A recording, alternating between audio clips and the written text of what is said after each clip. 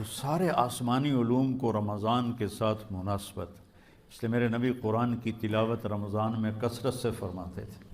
پھر رمضان میں اللہ نے ہمیں قیام اللیل دیا۔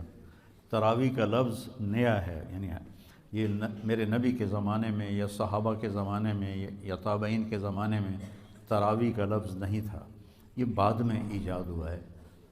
اس دور میں قیام اللیل تھا، وہ یہ تراویح کا لفظ بنا کہ بعد کے دور میں اہل مکہ 4 رکعت پڑھتے تھے اور پھر ایک طواف کرتے تھے۔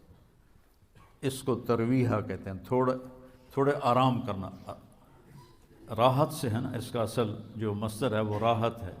تو 4 رکعت پڑھ کے طواف کرتے تھے، تازہ دم ہو جاتے تھے، پھر 4 رکعت پڑھتے تھے، پھر طواف کرتے تھے، پھر 4 رکعت پڑھتے تھے، پھر طواف کرتے تھے، پھر 4 رکعت پڑھتے تھے، پھر طواف کرتے تھے، پھر 4 رکعت پڑھتے تھے، پھر طواف کرتے تھے۔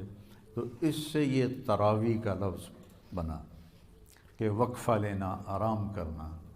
مدینے والوں نے کو جب پتہ چلا کہ مکے والے تو ہر 4 رکعت کے بعد طواف کرتے ہیں، اور ہم کیا کریں، تو انہوں نے 20 کی 40 پڑھنا شروع کر دی۔ اللہ نے اس امت پہ قیام اللیل، جس کو اب ہم تراویح کہتے ہیں، یہ اس امت کو تحفہ عطا فرمایا کہ اس میں قرآن سنو۔ اور پہلی کتابیں امت کو یاد نہیں ہوتی تھی، صرف نبی کو یاد ہوتی تھی، باقی کوئی کتاب کو یاد نہیں کر سکتا تھا، لہذا ان کی نماز تسبیح ہوتی تھی، تسبیح، تحلیل، تکبیر۔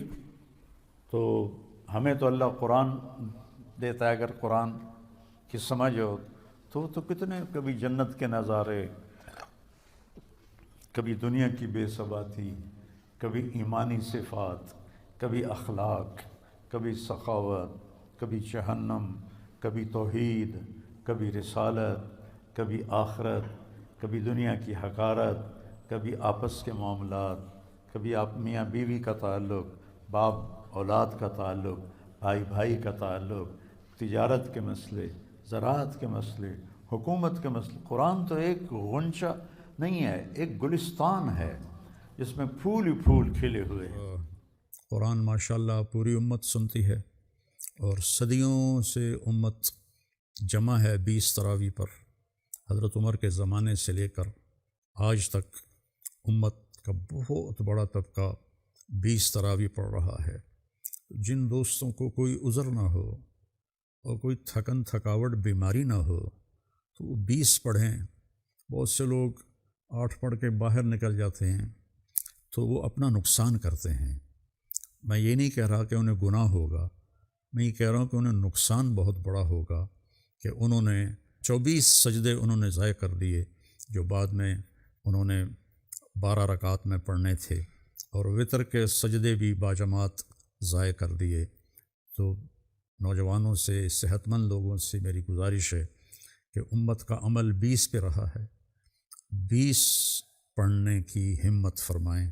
ہر سجدے پر ایک حدیث میں آتا ہے 1500 نیکی لکھی جاتی ہے۔